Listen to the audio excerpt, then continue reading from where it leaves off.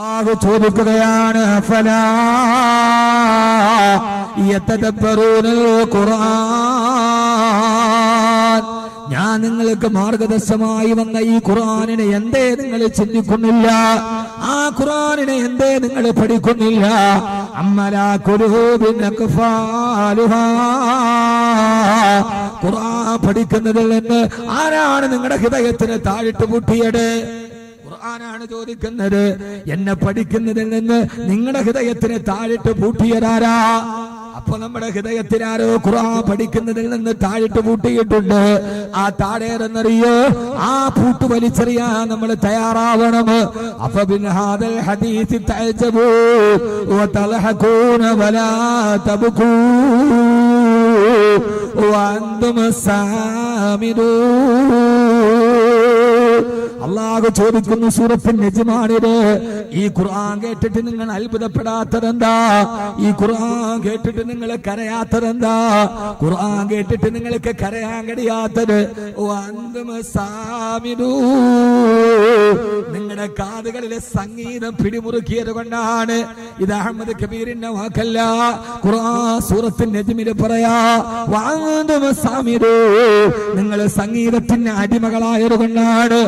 സംഗീതം നിങ്ങളുടെ ഹൃദയത്തെ മികച്ചത് കൊണ്ടാണ്. നിങ്ങളുടെ ഹൃദയത്തിൽ നിന്ന് താഴിട്ട് പൂട്ടിയിടന്ന് അള്ളാന്റെ വിശുദ്ധ ഖുർആൻ. നമ്മളൊക്കെ മാപ്പിളപ്പാട്ടിന്റെയും മാപ്പിളപ്പാട്ടെന്ന രീതിയിലുള്ള കാമപ്പേത്തൂന്ന ആൽബം പാട്ടുകളും സംഗീതവും നമ്മുടെ ഹൃദയത്തെ മതിച്ചപ്പോ, പണ്ട് കാലത്തൊക്കെ കൗവായി പള്ളിയിൽ മഗ്‌രിബിന് ബാങ്ക് വിളിച്ചാൽ ആ സമയത്ത് നമ്മുടെ വീട്ടിൽ നിന്ന് കേൾക്കുമായിരുന്നു. നമ്മുടെ ഭാര്യ മക്കളും ചൊല്ലുമായിരുന്നു യാസീൻ വൽ ഖുർആനിൽ ഹകീം.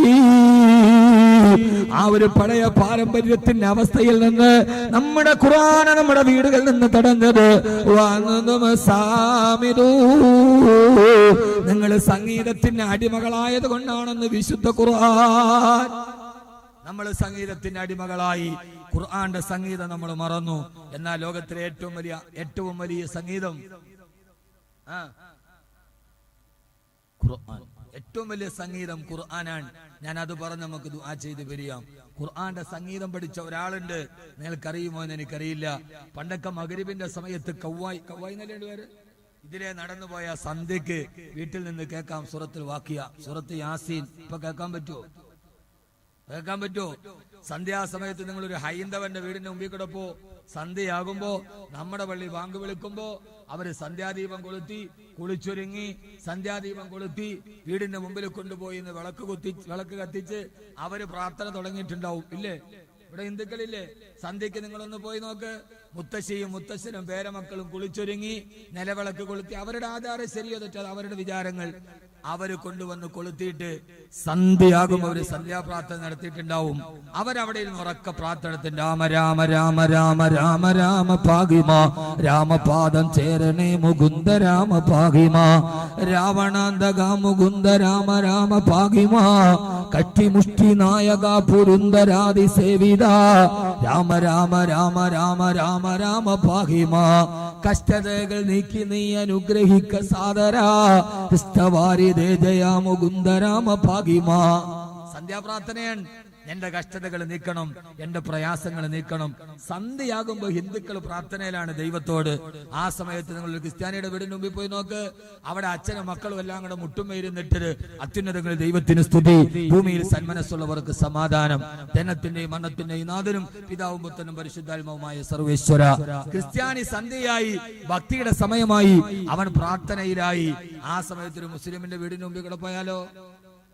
ആ സമയത്ത് അവന്റെ വീട്ടിലെ ദറജപ്പൂമോളല്ലേ ലൈലാ നീ എന്റെ കൽബല്ലേ, മജ്നൂവായി ഞാൻ നിന്നെ ദുനിയാവാകെ തിരഞ്ഞില്ലേ.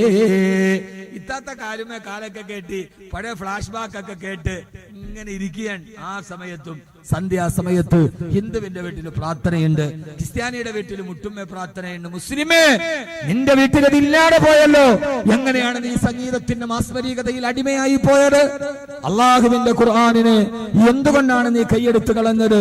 ഞാൻ നിന്നോട് ചോദിക്കട്ടെ ചെറുപ്പക്കാരാ, ഇതേവരെ ഖുർആൻ എന്നോട് പറയുമ്പോ ഞാൻ ചോദിക്കട്ടെ, കഴിഞ്ഞതിന്റെ മുമ്പിലത്തെ ആഴ്ചയിൽ പാകിസ്ഥാനിൽ നിന്ന് പറന്ന ഫ്ലൈറ്റ് തകർന്ന് 49 പേര് മരിച്ചുപോയി ആ ഫ്ലൈറ്റ് അപകടത്തിൽ. നിങ്ങൾ ആ വാർത്ത വായിച്ചിട്ടുണ്ടാവും. 49 46 വായിച്ചിട്ടുണ്ടോ വാർത്ത? നിങ്ങൾക്ക് എന്ത് തോന്നി? എന്ത് തോന്നി ആ വാർത്ത വായിച്ചിട്ട്? പാകിസ്ഥാനിൽ നിന്ന് പറന്നുയർന്ന വിമാനം അറ്റ്ലാന്റിക് മഹാസമുദ്രത്തിന്റെ മുകളിൽ പൊട്ടിത്തെറിച്ച് 46 പേര് മരിച്ചുപോയ വിമാന അപകടത്തെ നാം വായിക്കുമ്പോ അതിലെ ചെറുപ്പക്കാരെ, നിങ്ങൾ അറിയാത്ത മരിച്ചുപോയ ഒരാളുണ്ട്, ജുനൈദ് ജംഷീദ്. ആ ഫ്ലൈറ്റ് തകർന്ന് മരണപ്പെട്ടു പോയ 46 പേരിൽ ഒരുവനുണ്ടായിരുന്നു ജുനൈദ് ജംഷീദ്. നീണ്ട ദാടിയുള്ള, നല്ല സുന്ദരമായ ജുബ്ബ ധരിച്ച, സുന്ദരമായ തലപ്പാവ് ധരിച്ച ജുനൈദ് ജംഷീദ്. ആരാ ജുനൈദ് ജംഷീദ് എന്നറിയോ? ആ ജുനൈദ് ജംഷീദ് പാകിസ്ഥാനിലെ 1990 പാകിസ്ഥാനിനെ ഇളക്കി മറിച്ച പോപ്പ് സംഗീതത്തിന്റെ ഉടമയാണ് ജുനൈദ് ജംഷീദ്. നീല അരണ്ട വെളിച്ചത്തിൽ ബൾബുകൾ മിന്നിത്തിളങ്ങുമ്പോ ആ മിന്നിത്തിളങ്ങുന്ന അരണ്ട ബൾബുകളുടെ വെളിച്ചത്തിൽ സുന്ദരികളായ പെൺകുട്ടികളുടെ കൈപിടിച്ച് അമ്മാനമാടിയ, നൃത്തത്തിന്റെ താണ്ഡവമാടിയ 1990 പാകിസ്ഥാനിലെ യുവഹൃദയങ്ങളെ ഹരം കൊള്ളിച്ച ജുനൈദ് ജംഷീദ് പോപ്പ് സംഗീതത്തിന്റെ ആചാര്യനായി, 90 ആചാര്യനായി മാറിയ ജുനൈദ് ജംഷീദ്. അദ്ദേഹത്തിന്റെ മ്യൂസിക് ആൽബങ്ങൾ പ്രസിദ്ധമാണ്. ഇപ്പോൾ നെറ്റുകളിൽ സെർച്ച് ചെയ്താൽ അറിയാം. ആയിരക്കണക്കിന് 10,000-കണക്കിന് അനുയായികളെ സൃഷ്ടിച്ച, പോപ്പ് സംഗീതത്തിലൂടെ ഡോളറുകൾ സമ്പാദിച്ച ജുനൈദ് ജംഷീദാണ്. ആ മനുഷ്യന്റെ ജീവിതത്തിലേക്ക് ഒരു മനുഷ്യൻ കടന്നു വന്ന ഒരു ആത്മീയ ഗുരു. അദ്ദേഹത്തിന്റെ പ്രഭാഷണം അദ്ദേഹം അറിയാതെ കേൾക്കാനായി മൗലാന താരിഖ് ജമാലുമായി ബന്ധപ്പെട്ടപ്പോ അദ്ദേഹത്തിന്റെ മനസ്സിന് പരിവർത്തനമായി. ആ പരിവർത്തനത്തിന് കൂട്ടുകാരനായി പാകിസ്ഥാനിന്റെ എക്കാലത്തെയും വലിയ ക്രിക്കറ്റ് താരം, ഏറ്റവും വലിയ ക്രിക്കറ്റ് താരം, ഏകദിന ലോകകപ്പ് ക്രിക്കറ്റിന്റെ റെക്കോർഡിന്റെ ഉടമ മഹാനായ സയ്യിദ് അൻവറും അദ്ദേഹത്തിന്റെ കൂടെ കൂടി പോപ്പ് സംഗീതം വലിച്ചെറിഞ്ഞ് സയ്യിദ് അൻവറിന്റെ കൈപിടിച്ച് മൗലാന താരിഖ് ജമാലിന്റെ വാലിന്റെ സദസ്സിന് പോയിരുന്നു. ജുനൈദ് ജംഷീദിന്റെ ഹൃദയത്തിലേക്ക് 1990 പാകിസ്ഥാനെ പിടിച്ചുമുറുക്കിയ സംഗീതത്തിന്റെ മാസ്മരികതയുടെ നാവിലേക്ക് അല്ലാഹുവിന്റെ ഖുർആന്റെ സംഗീതത്തിന്റെ തേന്മഴ നാവിൻ തുമ്പിലൊരു മധുരം പോലെ പെയ്തിറങ്ങിയപ്പോ സയ്യിദ് ജംഷീദ് പോപ്പി മ്യൂസിക്കിനോട് വിട പറഞ്ഞു. ഖുർആന്റെ സംഗീതത്തെ ഏറ്റുവാങ്ങി സയ്യിദ് അൻവറിന്റെ കൈ പിടിച്ചിട്ട് നേരെ പോയത് മദീനയുടെ നായകന്റെ മുമ്പിലേക്കാ. റൗളാ ശരീഫിന്റെ ചാരത്ത് നിന്ന് പോപ്പ് സംഗീതം കൊണ്ട് ലോകത്തെ കിടുകിടാ വിറപ്പിച്ച ജംഷീദ് ആ റൗളയുടെ മുമ്പിലിരുന്ന് തുറക്കപ്പാടിയ പാട്ടേടെന്നറിയോ? മൗനായ സല്ലീവ സല്ലിം ദായിമൻ അബദാ അലാ ഹബീബിക ഖൈറുൽ ഖൽഖി കുല്ലിഹിം മൗലായ സല്ലി വസല്ലിം ദായിമൻ അബദാ അലാ ഹബീബിക ഖൈറുൽ ഖൽഖി കുല്ലിഹിം. മദീനയിലെ ദീസലമിലെ പ്രണയനായകന്റെ പച്ചക്കുപ്പയുടെ ചാരത്തിരുന്ന് മൗലായ പാടി ഒരൊറ്റ ഇരിപ്പില് ബുർദാ ശരീഫ് ഈണത്തോടെ പാടി ജുനൈദ് ജംഷീദ് റൗളാ ശരീഫിന്റെ ചാരത്ത് നിന്ന് പൊട്ടിക്കരഞ്ഞു.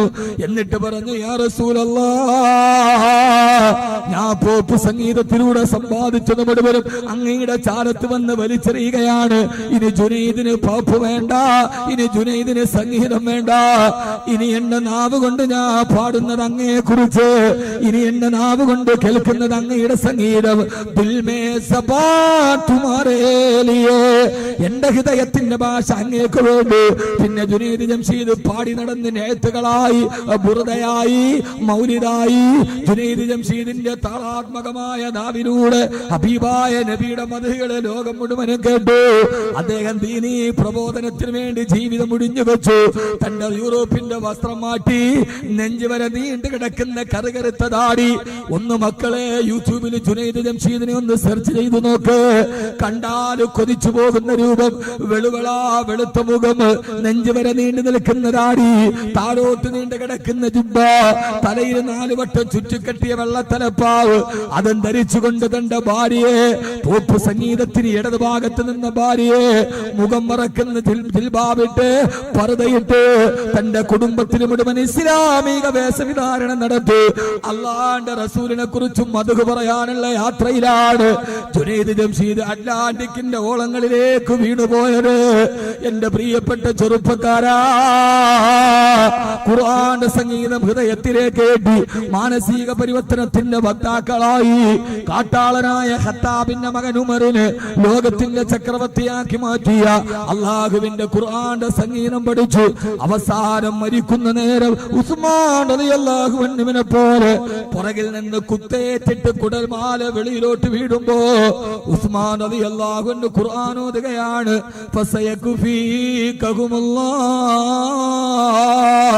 എനിക്കെന്റെ റബ്ബ് മതി. കാരണം ഖുർആൻ ക്രോഡീകരിച്ച സഹാബിയാണ്, ഖുർആനിനെ സ്നേഹിച്ച സഹാബിയാണ്.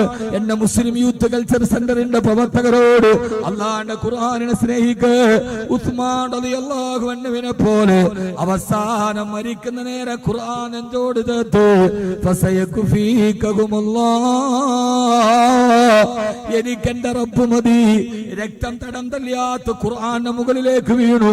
ആ രക്തം പുരണ്ട ഖുർആൻ എന്നെ നെഞ്ചോട് ചേർത്ത് മരിച്ചുപോയ മഹാനായ സയ്യിദിനാ ഉസ്മാൻ ഇബ്നു അഫ്ഫാൻ റളിയല്ലാഹു അൻഹുവിനെ പോലെ അല്ലാഹു നമ്മളെ ഒരു മുഹിബ്ബുൽ ഖുർആൻ ആക്കട്ടെ. അല്ലാഹു മുഹിബ്ബുൽ ഖുർആൻ ആക്കട്ടെ. ലോകത്തെ ഏറ്റവും നല്ല പ്രവർത്തനം ഖാദിമുൽ ഖുർആൻ. ലോകത്തിലെ ഏറ്റവും വലിയ ബഹുമതി ഏതാ? ഖാദിമുൽ ഖുർആൻ. ഖാദിമുൽ ഖുർആൻ, ഖാദിമുൽ ഖുർആൻ. അല്ലാഹു നമ്മളെ ഖുർആന്റെ ഖാദിമീങ്ങളാക്കട്ടെ. ഏറ്റവും നല്ല അവാർഡ് അർജുന അവാർഡല്ല, ഏറ്റവും നല്ല അവാർഡ് ഖാദിമുൽ ഖുർആൻ. ഇവൻ ഖുർആന്റെ ഖാദിമാണ്, ഇവൻ അള്ളാന്റെ കലാമിന്റെ ഖാദിമാണ്. അല്ലാഹു നമ്മളെ അങ്ങനെ ആക്കി തരുമാറാകട്ടെ. അള്ളാഹു നമ്മളെ അങ്ങനെ ആക്കി തരട്ടെ. അള്ളാഹു നമ്മളെ ഖാദിമുൽ ഖുർആൻ ആക്കട്ടെ. കാരണം ലോകത്തൊന്നിനുമില്ലാത്ത പ്രതിഫലം ഖുർആനിനുണ്ട്.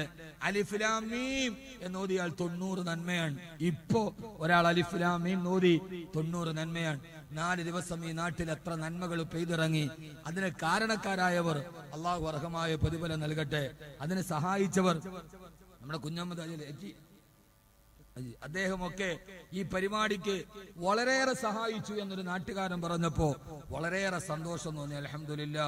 അള്ളാഹുവേ, നീ അദ്ദേഹത്തിനൊക്കെ അർഹമായ പ്രതിഫലം നൽകണേ തമ്പുരാൻ. ടി.പി. കുഞ്ഞുമദാജി അദ്ദേഹമൊക്കെ ഇതിനുവേണ്ടി ധാരാളം സഹായിച്ചു എന്ന് പറയുമ്പോ ജീവിതത്തിൽ ഏറ്റവും വലിയ സൗഭാഗ്യമാണത്. അള്ളാഹു നിലനിർത്തട്ടെ. ഈ സംഘാടകരുടെ ബക്കറ്റുമായി നിങ്ങളുടെ മുമ്പിൽ വരും. എല്ലാവരും കാര്യമായി ഇത് ഖുർആന്റെ സദസ്സാണ്. ഈ ഖുർആന്റെ സദസ്സിലേക്ക് അൽഹംദുലില്ലാ നിങ്ങളുടെ ഒരു നല്ല സദക്ക നമുക്ക് ദുആ ചെയ്ത് പിരിയാം. ഒരു മുഴുനീള സദസ്സ് രാത്രി ഇത്രയും നേരം ഇരുന്നതിന് 2 മണിക്കൂർ നമ്മുടെ പ്രഭാഷണം കഴിഞ്ഞു. ഞാൻ 1 മണിക്കൂർ വിചാരിച്ച 2 കഴിഞ്ഞു. അൽഹംദുലില്ലാ. ഇതിനെ അള്ളാഹു നിലനിർത്തി തരട്ടെ. സംഘാടകര് ബക്കറ്റുമായിട്ട് വരും. എല്ലാവരും കാര്യമായി സഹകരിക്കുകയും അതോടൊപ്പം തന്നെ ഇതിനൊരു ധാരാളം ചെലവുകളുണ്ട്. 18 ലക്ഷത്തോളം രൂപ ഇതിനുവേണ്ടി ചെലവഴിക്കപ്പെട്ടിട്ടുണ്ട്. അൽഹംദുലില്ലാ. സന്തോഷത്തോടെ ഈ ഖുർആനിന് വേണ്ടി, അള്ളാഹുടെ ഖുർആനിന് വേണ്ടി നമ്മൾ മരിച്ചാൽ അത് നമ്മുടെ ഷാഫി ആവണം. അല്ലാഹുമ്മ ജഅലിൽ ഖുർആന റബീഅ ഖുലൂബിനാ വനൂറ അബ്സാരിനാ വദഹാബ ഹുമൂമിനാ വജലാഅ ഹമ്മിനാ വലിയാഅ സുദൂരിനാ. മുത്തനബി എപ്പോഴും ദുആ ചെയ്യുമെന്ന് അല്ലാഹുവേ ഖുർആൻ എൻ്റെ ഹൃദയത്തിന്റെ വസന്തമാകണം, എന്റെ വിഷമങ്ങൾ ഖുർആൻ കൊണ്ട് മാറണം എന്ന ആഗ്രഹത്തോടെ ഈ ഒരു സദസ്സില് 50,000 രൂപ 1 ലക്ഷം രൂപ ഇൻഷാ അല്ലാഹ് ഈ സദസ്സിന് വേണ്ടി വാഗ്ദാനം ചെയ്തു. ഖുർആന്റെ ഈ സ്ഥാപനത്തിന് വേണ്ടി, ഖുർആന്റെ ഈ സ്ഥാനത്തിന് വേണ്ടി, ഖുർആന്റെ ഈ മജ്ലിസിന് വേണ്ടി അല്ലാഹു സുബ്ഹാനഹു വ തആല സ്വീകരിക്കുമാറാകട്ടെ. ധാരാളം ആളുകൾ ഇതിനു വേണ്ടി അകമണിഞ്ഞ് സഹായിച്ചിട്ടുണ്ട്. ഈ സദസ്സിൽ നിന്ന് നിങ്ങളൊക്കെ സഹായിച്ചവരാണ്. എന്നാലും ആരെങ്കിലും ഉസ്താദ് ഒരു 1 ലക്ഷം രൂപ ഈ സദസ്സിലേക്ക് ഞാൻ കൊടുത്തേക്കാം. 4 ദിവസം ഖുർആന്റെ വചനമാധുരി പെയ്തിറങ്ങിയ ഈ സദസ്സിൽ ഇതുപോലൊരു സദസ്സ് നമുക്ക് ഇനി കിട്ടില്ല. അല്ലെങ്കിൽ ഒരു 50,000 രൂപ ഞാൻ കൊടുത്തേക്കാം. സന്തോഷത്തോടെ ഏതെങ്കിലും സഹോദരങ്ങൾക്ക് പറയാൻ കഴിയുമെങ്കിൽ എഴുന്നേറ്റ് പറഞ്ഞാൽ മതി. പിന്നീട് സൗകര്യം പോലെ കൊടുത്താൽ മതി. അള്ളാഹു നമ്മളെ സ്വീകരിക്കുമാറാകട്ടെ. നോട്ട് നിരോധനം വന്നപ്പോ നമ്മൾ പൈസയും കൊണ്ട് ഓടി.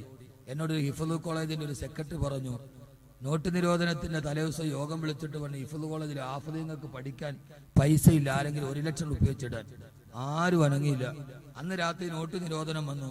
പിറ്റേ ദിവസം രാവിലെ ആ സദസ്സിലുണ്ടായിരുന്ന 5-6 പേര് വന്നിട്ട് 5 ലക്ഷം വേണോ 10 ലക്ഷം വേണോ, സൗകര്യമുള്ളപ്പോൾ തിരിച്ചു തന്നാൽ മതി. തലേ ദിവസം ചോദിച്ചപ്പോ 1000 ആവലാതി പറഞ്ഞ ആളുകൾ പിറ്റേ ദിവസം കൊണ്ടുവന്ന് ഹിഫ്ളുള്ളതിന് വേണോ, 5 ലക്ഷം വേണോ, 10 ലക്ഷം വേണോ, കൊടുക്കാൻ ആളുണ്ടായി. സഹോദര, നമുക്ക് ആവശ്യമില്ലാത്തപ്പോഴല്ല, നമുക്കുള്ളപ്പോഴാണ്, ആവശ്യങ്ങൾ ഉള്ളപ്പോഴാണ് അള്ളാഹുടെ ദീനിന് വേണ്ടി നാം നൽകേണ്ടത്.